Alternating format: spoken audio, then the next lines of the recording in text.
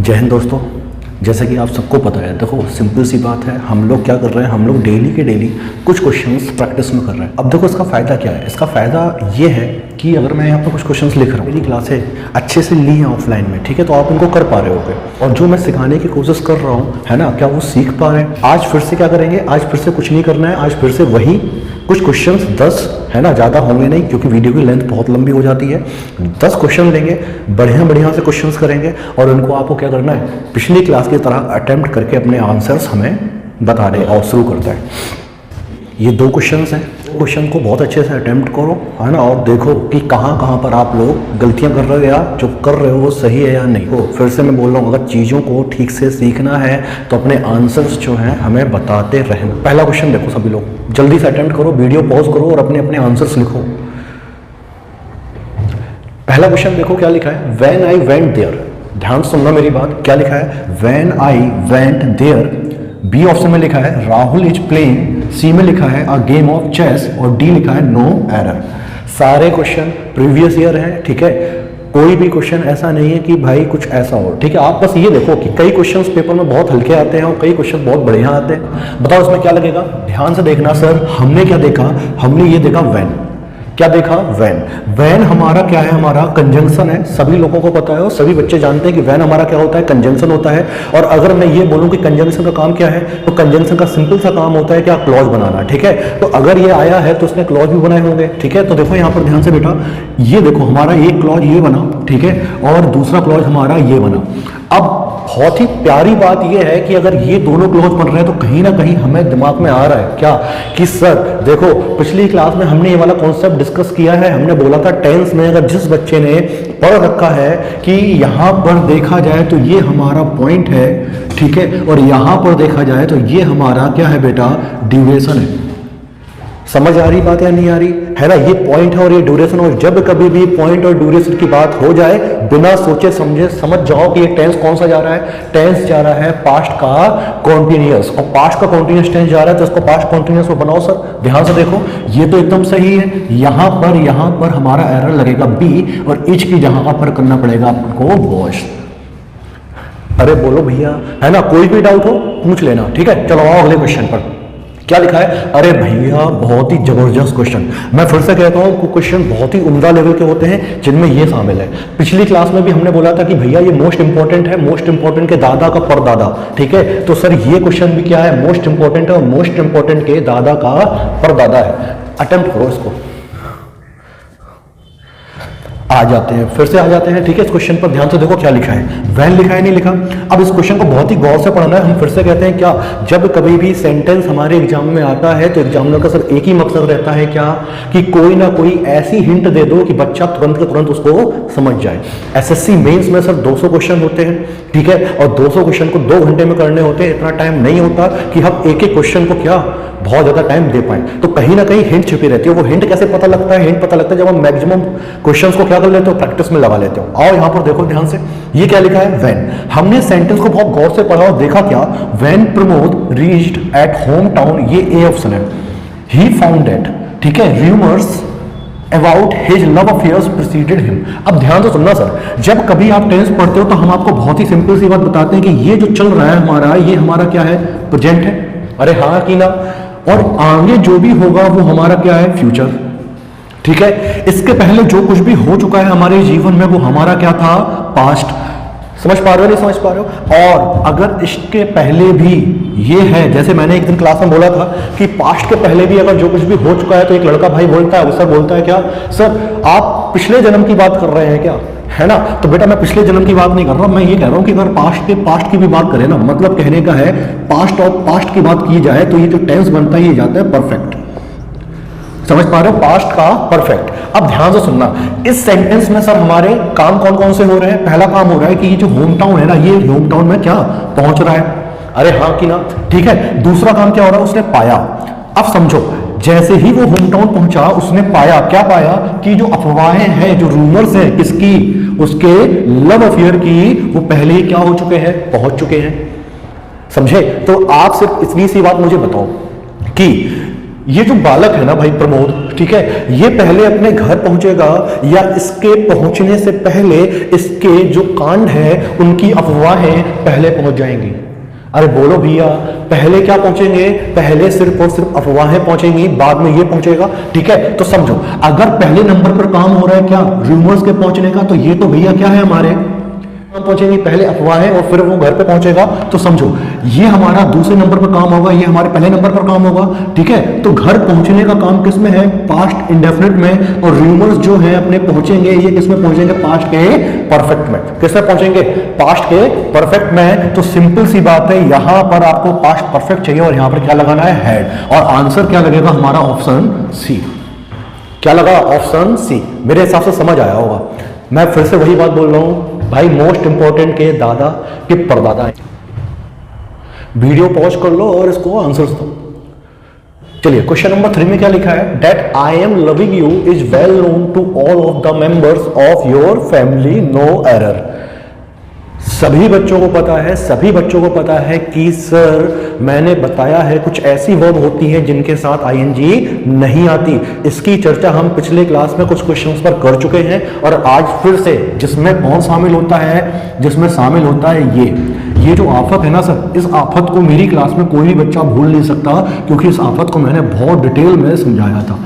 समझे नहीं समझे? क्योंकि इसका क्या है, आईएनजी फॉर्म नहीं होता। ठीक है, और नहीं होता तो क्यों नहीं होता, ये सारी बातें हम कर चुके थे। ठीक है, तो यहां से हम लोग क्या हटाएंगे? इसकी आईएनजी हटाएंगे। आईएनजी हटेगा तो ये एम भी हटेगा और आंसर क्या लगेगा हमारा? ए ऑप्शन लगेगा। तो यहां पर क्या करोगे? Simple form, love. समझ आ रही बात? अगला क्वेश्चन देखो, क्वेश्चन नंबर 4 पढ़ो जल्दी से सभी लोग। क्या लिखा है? I know all the members of our family for more than 10 years. Sir देखिए हमें क्या दे रखा है? टाइम। हम सिंपल सी चीज एक ही सिखाते हैं, एक ही चीज सिखाते हैं। क्या? अगर परफेक्ट टेंस है ना सर, परफेक्ट टेंस में सिर्फ एक ही काम करना होता है हमें, क्या कि कोई भी एक चीज खत्म करा दो। समझ आ रही बात या नहीं आ रही? जल्दी से अटेम्प्ट करो, बढ़िया क्वेश्चन है। या तो आप क्या करो, या तो आप एक्शन को खत्म करा दो। ठीक है, और अगर एक्शन खत्म नहीं हो रहा तो या फिर आप क्या करा दो? ड्यूरेशन खत्म करा दो। अरे हाँ या ना? पढ़ा चुके हैं सभी को सर। ठीक है, तो यहां पर देखो ये क्वेश्चन क्या लिखा है। अब यहां पर ये नो लिखा है और यहां पर हमें ड्यूरेशन दे रखी है। सर एक बात बताओ, ये तो हमारा खत्म हो भी सकता है ना? ज्यादा इस पर बात नहीं करेंगे और इसका आंसर क्या लगेगा? ए ऑप्शन लगेगा। और यहां पर क्या करना है हमें? क्या करना है? आई हैव के साथ वर्ब की थर्ड फॉर्म और नो। कई लड़कों के दिमाग में ये है सर ये तो फॉल लिखा है, सीधा सीधा कर दो। सही हो, लेकिन अगर क्वेश्चन थोड़ा भी यहां वहां करा ना, एग्जाम फंस जाओगे, है ना? फिर दिक्कत दे जाएगी चीजें, है ना? तो समझना ध्यान से। चलो देखो क्वेश्चन नंबर 5 देखो क्या लिखा है। Will you please let her know where you have been a few minutes ago. ध्यान से देखो क्या दिखा? एगो। क्या दिखा? एगो। मैं फिर से कह रहा हूं सर, कुछ ना कुछ कीवर्ड्स हमें मिलते ही रहते हैं। जैसे ही हमने कीवर्ड्स पहचाने ना, वैसे ही हमारा सेंटेंस क्या हो जाता है? सेंटेंस पूरा का पूरा वहीं पर धराशायी। ठीक है, तो बस वही कीवर्ड्स पहचानने हैं। तो यहां पर क्या दिखा हमें? एगो दिखा। ठीक है, उस एगो को देख कर ही हम पहचान गए। मतलब रद्दी क्वेश्चन है, ज्यादा खास है नहीं, ये दोनों ही बेकार क्वेश्चन है, लेकिन फिर भी मैंने लिख दिया। एगो को देखकर ही हम पहचान गए क्या सर कि ये कौन सा है क्वेश्चन? पास्ट का इंडेफिनिट। तो सर इसको क्या करो? पास्ट का इंडेफिनिट बना दो। पास्ट का इंडेफिनिट बनाओगे तो इसमें जो एरर लगेगा वो लगेगा सी ऑप्शन। और यहां पर हैव बीन की जगह पर हमें लिखना पड़ेगा वर, सेकेंड फॉर्म।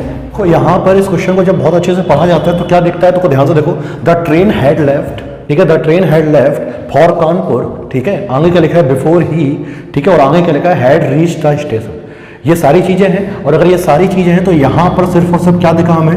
बिफोर। क्या दिखा सर? बिफोर। और जैसे ही हमने बिफोर देखा वैसे ही हम आफ्टर और बिफोर याद आ रहा, कुछ ये नहीं आ रहा, टेंस में पढ़ाए थे। ठीक है, और आफ्टर और बिफोर अगर तुम्हें याद आ रहा तो इस क्वेश्चन को भी तुम बहुत आसानी से कर लोगे, है ना? पहला जो क्वेश्चन होता है वो परफेक्ट में होता है और दूसरा क्वेश्चन होता है इंडेफिनिट में। और इंडेफिनिट के लिए यहां से क्या हटेगा? हैड हटेगा, आंसर लगेगा डी। इजी क्वेश्चन है। ठीक है, मेरा देखो 10 क्वेश्चन होते हैं, 10 में से क्या होते हैं? 2-4 क्वेश्चन, 3 क्वेश्चन क्या होते हैं? बहुत ही बढ़िया होते हैं। बाकी क्वेश्चन होते हैं करने लायक, और जो 2-3 भी क्वेश्चन जो होते हैं ना बढ़िया वाले, वो बना लेते हैं ना, फिर तो वो कमाल है। चलिए क्वेश्चन नंबर 7 पढ़ते हैं। It is doubtful that she will be agreed to this proposal because she is a headstrong and irrational creature. ध्यान से सुनो क्या लिखा? डाउटफुल। मैं फिर से बोलता हूँ, कंजंक्शन चैप्टर याद आ रहा सभी को? कंजंक्शन चैप्टर में मैंने बताया था कि कुछ ऐसे वर्ड्स हैं, डाउटफुल हुआ, आई एम नॉट श्योर हुआ, आई एम इन डाउट। ये सारे वर्ड्स जो हैं जो कंजंक्शन लेते हैं वो डैट नहीं लेते, क्या लेते हैं? वेदर। क्या लेते हैं? वेदर। ठीक है, तो यहाँ पर आंसर जो लगा वो लगा हमारा कौन सा ऑप्शन, आंसर लगेगा ए ऑप्शन। ठीक है, चलो अगला क्वेश्चन देखो 8 नंबर क्या लिखा है, we were so late then the meeting was almost over when he arrived, no error. अरे भैया बहुत ही सिंपल सी चीजें हैं, बहुत ही सिंपल सी। याद देखो क्या दिखा, सो, क्या दिखा, सो, और अगर सो दिखा है तो सो के साथ आपको हमेशा पता होना चाहिए देन का प्रयोग नहीं होता, यहाँ पर जो आएगा कंजंक्शन का पेयर वो क्या आएगा, सो डैट। आंसर लगेगा बी। सारे पेयर और सारी चीज़ें करा रखी हैं सर, कुछ भी ऐसा नहीं है जो अनोखा। मैं फिर से कह रहा हूँ, कहीं भी पढ़ रखे हो, अगर आपने ठीक से चीज़ें कर रखी है ना और ठीक से चीज़ें समझ रखी हैं तो ये क्वेश्चन भी आपको क्या लग रहे होंगे, आसान लग रहे होंगे, है ना। तो बस ऐसे बनाते चलो चीज़ें, है ना, मज़ा आ जाए। 2 क्वेश्चन और बचे हैं, उनको और अच्छे से अटेम्प्ट कर लेते हैं। पढ़ो जल्दी से, क्या लिखा है, the briefing will be held between 2 PM to 3 PM, no error. बहुत ही आसान क्वेश्चन है, बहुआ टाइप का क्वेश्चन है, अगर सभी ने अच्छे से कंजंक्शन पढ़ रखा है।